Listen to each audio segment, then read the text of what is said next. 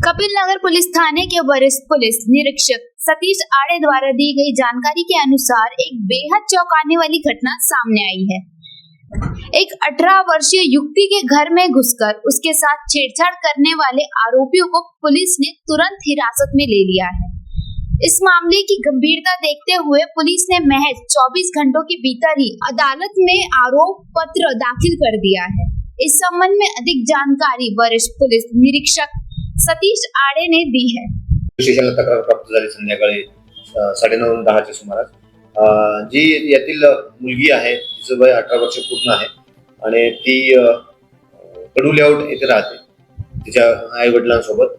यातला जो आरोपी आहे हा वैभव गणेश ब्रह्मे, वय 26 वर्ष, हा पण तिच्या बाजूलाच राहतो कडू लेआउट मध्ये।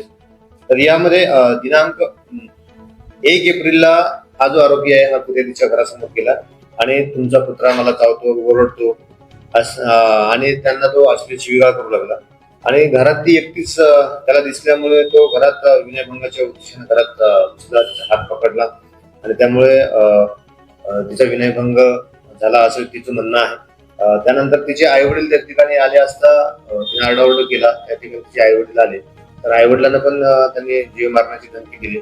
आम्ही जसे तक्रार प्राप्त झाली तसे त्याला तात्काळ पोलीस स्टेशनला ताब्यात घेतलं आणि एकंदरीत पूर्ण तपास केला। या तपासामध्ये आम्ही घटनास्थळावर जाऊन पंचासमोरची ई साक्ष केलेली आहे।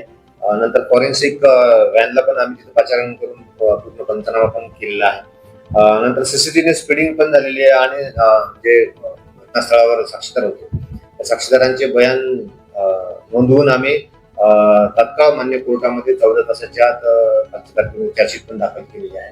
आमचे प्रयत्न असे असणार की यामध्ये लवकर बोर्डावर केस येऊन आरोपीला तात्काळ मोठी शिक्षा झाली पाहिजे।